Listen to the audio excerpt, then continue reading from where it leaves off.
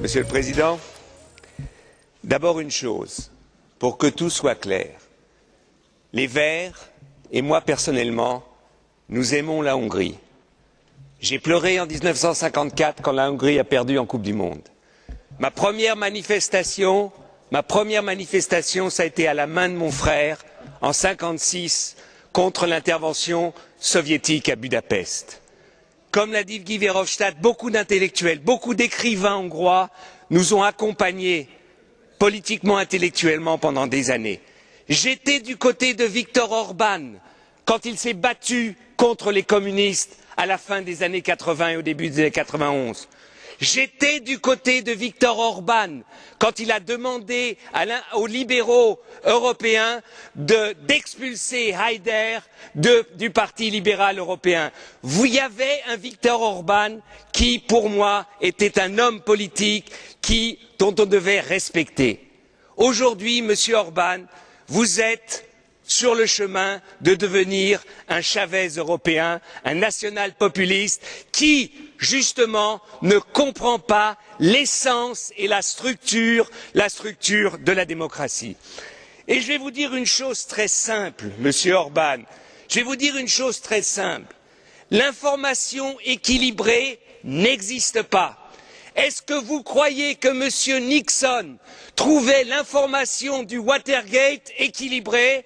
Évidemment non. Est-ce que vous croyez que M. Bush trouvait l'information sur Abu Ghraib équilibrée? Bien sûr que non. Est-ce que vous connaissez un des grands problèmes politiques, le pouvoir français sous Dreyfus, qui trouvait une information équilibrée? Les recherches sur, par exemple, tout ce qui est la politique de M. Berlusconi, est-ce que vous croyez qu'il trouve cette information équilibrée?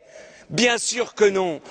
L'information doit déranger la politique. Et il nous dérange et ça fait mal des fois. Et c'est pour cela, Monsieur Orban, que votre loi aujourd'hui n'est pas une loi qui correspond aux valeurs de l'Union européenne. Vous dites, Monsieur Orban, vous voulez une Europe forte.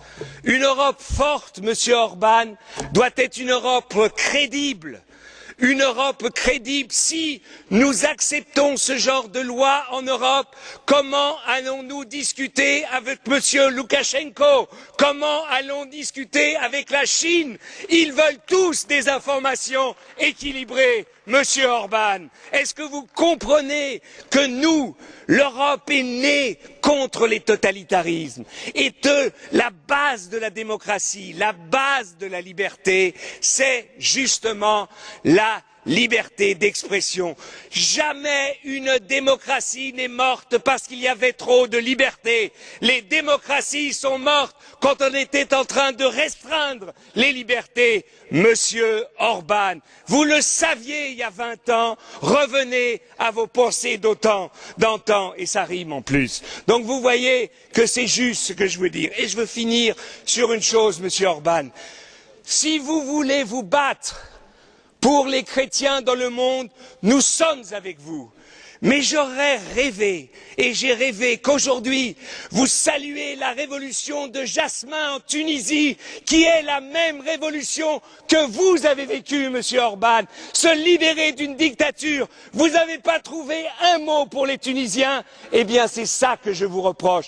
Pour les chrétiens dans le monde, nous sommes avec vous. J'espère que vous serez avec nous pour lutter contre les dictatures dans le monde, qu'elles soient en Biélorussie, qu'elles soient en Tunisie, en Algérie, en Égypte, en Chine, en Russie, où que ce soit. C'est les valeurs communes de l'Europe que nous devons défendre ensemble. Thank you, Merci. Mr. President.